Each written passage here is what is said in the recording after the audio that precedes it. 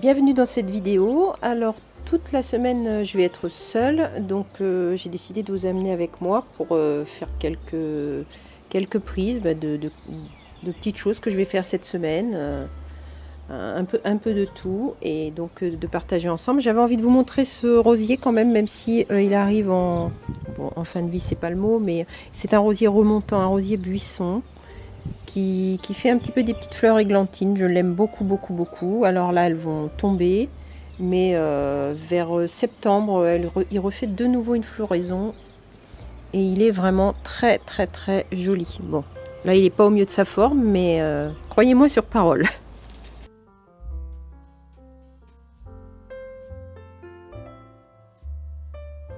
L'évolution de mon petit jardin de terrasse. Alors, on a un jardin un petit peu plus bas.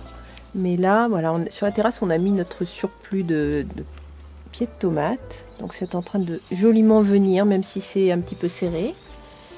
Et en fait, je voulais là vous parler de ceci, qui revient spontanément tous les ans. Ce sont des tétragones. Je ne sais pas si vous connaissez, c'est une variété d'épinards qui supporte bien la chaleur. Donc c'est absolument parfait pour notre région. Je me suis souvenue que ma mère en mettait dans son jardin, donc depuis j'en mets régulièrement. Alors les feuilles se ramassent petites, se mangent ou crues ou cuites, ça fond beaucoup moins que l'épinard. C'est vraiment très bon. Il faut juste faire attention à pas manger, pas cueillir la tête quand vous allez la manger, parce que alors là vraiment c'est très dur en général. Hein. Mais les petites feuilles, même les plus grosses, franchement c'est quelque chose que je recommande. Voilà, je ne sais pas si vous connaissez, mais en tout cas, voilà, la tétragone.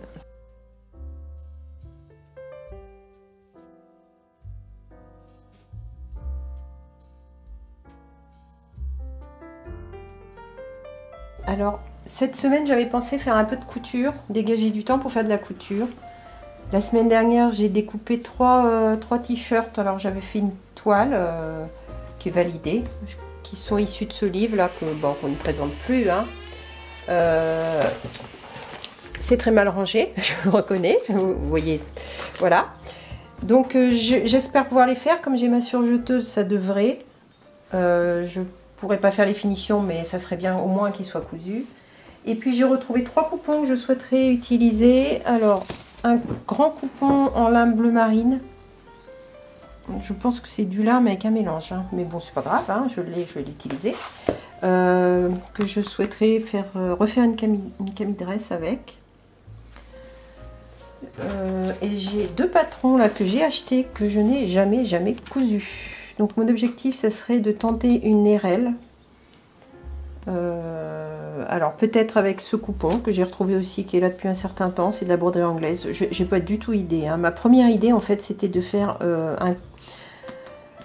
un corps uni et mettre un col en Liberty. Donc je ne sais pas, mais en tout cas bon, je vais déjà partir sur l'objectif de me servir de ce coupon de broderie anglaise.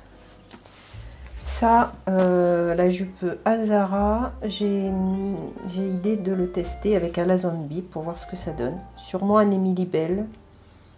Je suis bien tentée par ce test.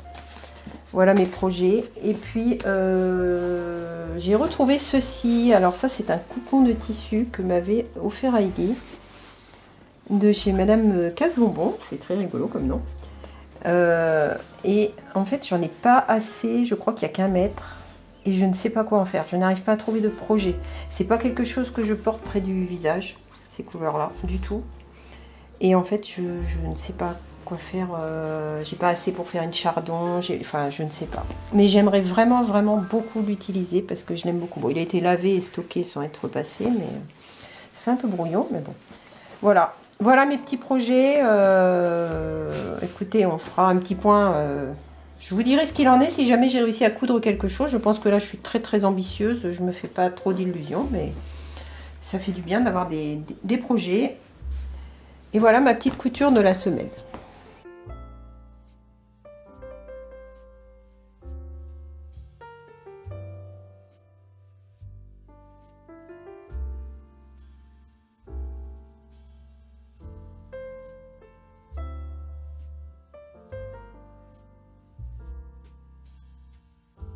Alors cet après-midi, j'ai des commandes à préparer. Je voulais vous montrer les petits sacs que je cousais.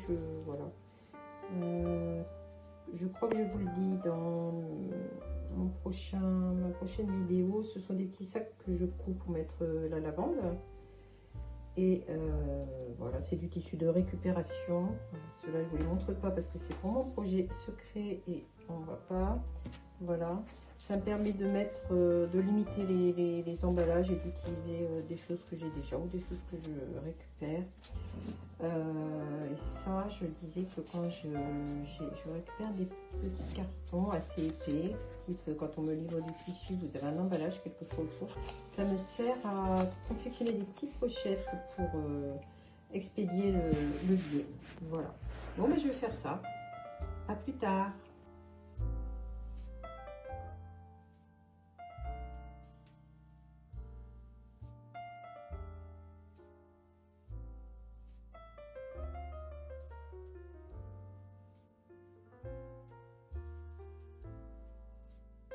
Alors, je voulais vous parler quelques instants de ce livre. C'est un livre de petits animaux en feutrine avec leur panoplie. Alors, c'est aux éditions de Saxe. Pourquoi je vous parle de ça? Déjà, je vais vous dire pourquoi moi je l'utilise. Je vais vous montrer déjà. Vous expliquer à quoi je l'utilise. Alors, il y a toute une série de familles d'animaux dedans. Voilà, famille renard, famille cerf, famille souris. Alors vous voyez à chaque fois vous avez les petits ustensiles, alors les parents, les bébés, vous avez voilà, tout un tas de... c'est pas le mot ustensile que je voulais chercher, accessoires, voilà. La famille lapin et tous ces petits accessoires. Vous avez les patrons. Voilà la famille ours. Vous avez les patrons, alors je crois que je vous les ai montrés tout à l'heure, oui voilà. Des petits vêtements qui se réalisent également en feutrine, voilà les ratons laveurs, bref, vous aurez compris, tout un tas de petites familles d'animaux, très sympa. C'est pas très haut, je dirais 15 cm maximum, oui à peu près pour les adultes. Alors, je voulais vous parler quelques instants de la feutrine qui est adaptée pour ce genre de petits personnages. Alors, ce qui est préconisé, ce sont les feuilles de feutrine qui sont un mélange de laine et viscose. De cette manière, vous obtenez des feuilles qui sont souples et solides. C'est surtout la souplesse qui est importante. Parce que si c'est pas souple, c'est impossible de travailler les petits bras articulés, la taille des personnages, voilà. Les vêtements passeraient encore parce qu'on pourrait les faire en tissu, mais alors les personnages par eux-mêmes, c'est pas possible. Alors, cette feutrine-là vient directement du site de la créatrice, donc Corinne Lapierre. Je viens de regarder et comment dire, c'est une créatrice anglaise et voilà, donc ça sent les douanes. Même si bien sûr je pense qu'il est possible d'avoir des équivalences. Après moi j'en ai ici, alors tout ce qui est en pure laine a priori ça va être trop épais pour ce genre de projet, et tout ce qui est feutrine là, comme j'ai, qui est 100% acrylique je suppose.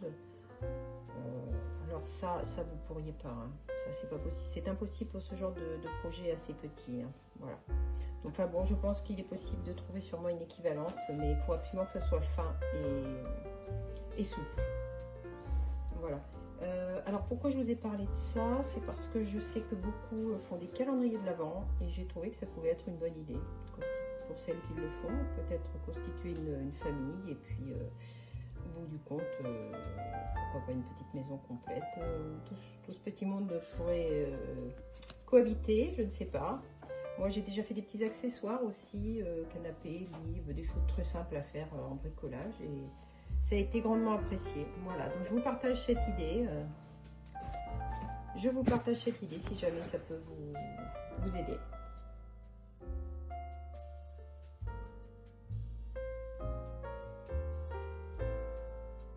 Alors voilà nos pieds de lavande qui sont quasiment en fleurs. Il commence déjà à y avoir des petits insectes dedans. Alors c'est la lavande que je ramasse pour mettre dans vos petits sachets. Excusez-moi, je fais que bafouiller là. Eh bien, en fait, je la garde dans des contenants, dans un gros contenant hermétique. L'été dernier, j'ai récolté en fin de saison en prévision des petits sachets. Et puis ça fonctionne très bien. Elles sont encore très très bon. Il suffit de froisser le petit sachet entre vos doigts et puis le garder si c'est possible à l'abri de la lumière et de l'air.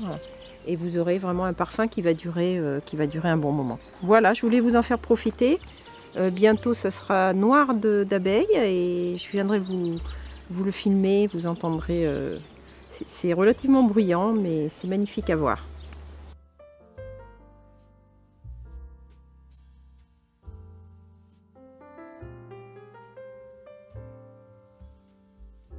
Alors demain, je vous amène avec nous à Florac parce qu'Heidi sera rentrée et on va aller retrouver sur un marché de créateurs. On va aller retrouver Aurélia de Dentelle Oxydée.